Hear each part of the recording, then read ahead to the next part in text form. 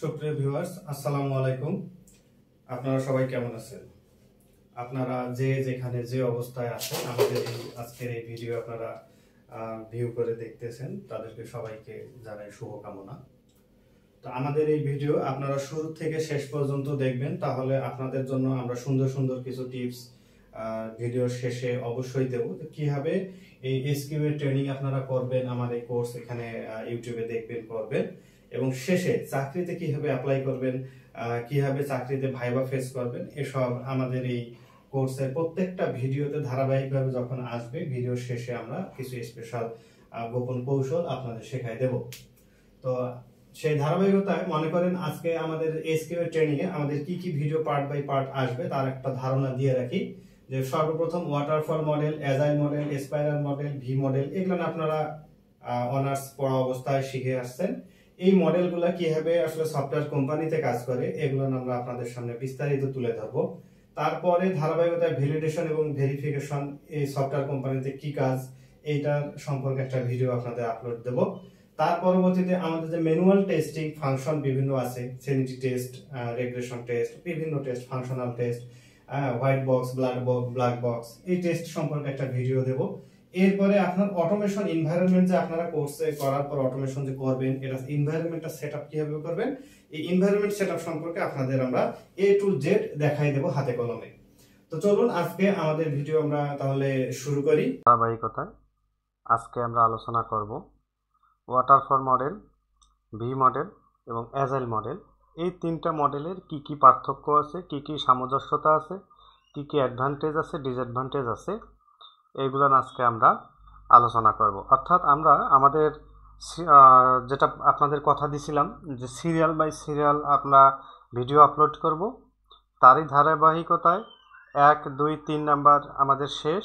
আজকে আমরা এখানে 4 নাম্বার যে ভিডিও, যে waterfall model vs V model vs agile model, এটা আমরা আলোচনা করব। তো আপনারা ইতিমধ্যে পূর্বের ভিডিও যদি দেখে থাকেন, তাহলে আমাদের এই ওয়াটারফল মডেলের যে ইউআইটা দেখতে পাচ্ছেন, এটা নিয়ে আমরা আলোচনা করেছি। ভি মডেলটা যেটা দেখতে পাচ্ছেন, এটা নিয়ে আমরা আলোচনা করেছি। এবং এই অ্যাজাইল মডেল যে স্প্রিন্ট ভাগ করা, এটাও আমরা আলোচনা করেছি ইতিমধ্যে। চলুন দেখা যাক এখন আমরা তিনটা মডেল একসাথে করে কিভাবে তুলনা করা যায়, সেটা আমরা আজকে জানব। তো ওয়াটারফল মডেলে কি বলা আছে?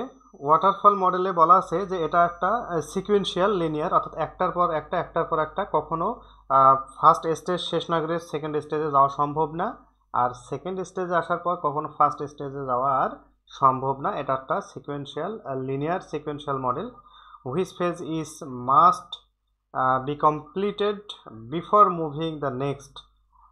Going back is difficult, মানে অর্থাৎ এটা পূর্বে ব্যাক করে যাওয়া খুবই কঠিন, এক প্রকার সম্ভব না বলা যায়। এরপরে ভি মডেল আছে। ভি মডেলটাকে বলা আছে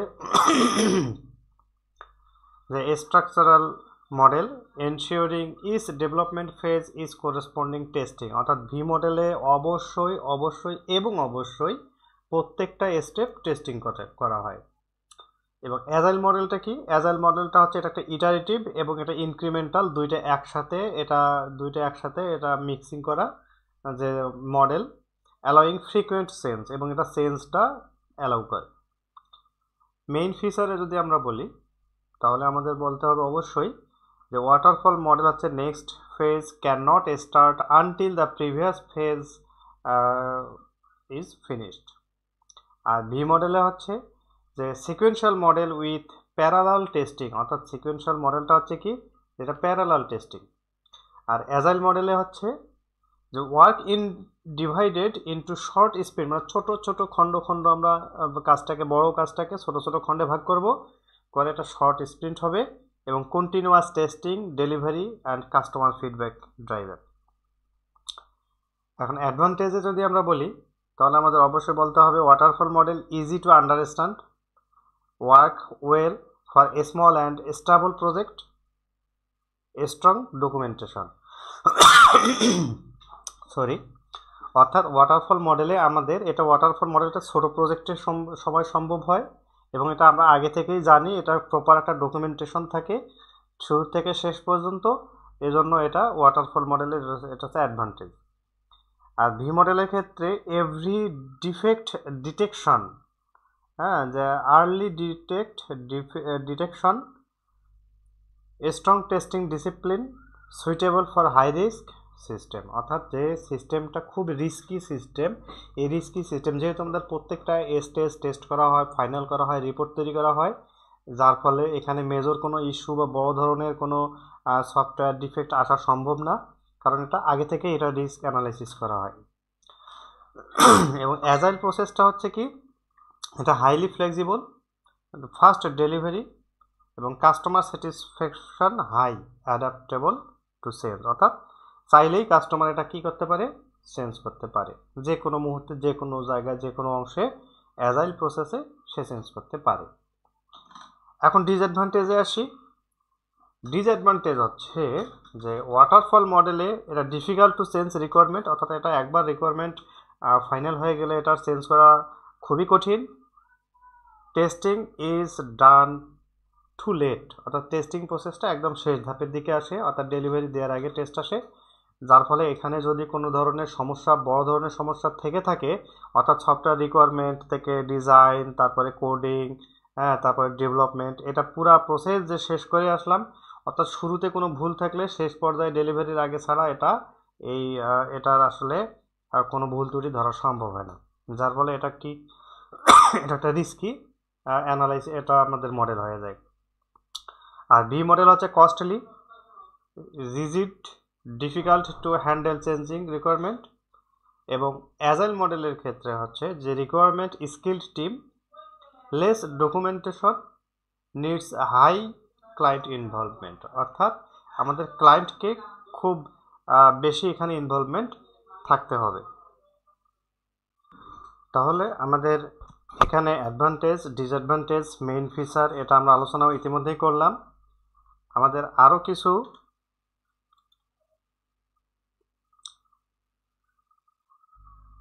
অর্থাৎ আমাদের ওয়াটারফল মডেল, ভি মডেল এবং অ্যাজাইল মডেলে আরও কিছু ডিফারেন্স আছে। যখন আমরা দেখি যে ফ্লেক্সিবিলিটি হ্যান্ডেলিং, অর্থাৎ ফ্লেক্সিবিলিটিটা যদি দেখি তাহলে ওয়াটারফল মডেলে খুব কম, এটা ফ্লেক্সিবিলিটি খুব লো কোয়ালিটির।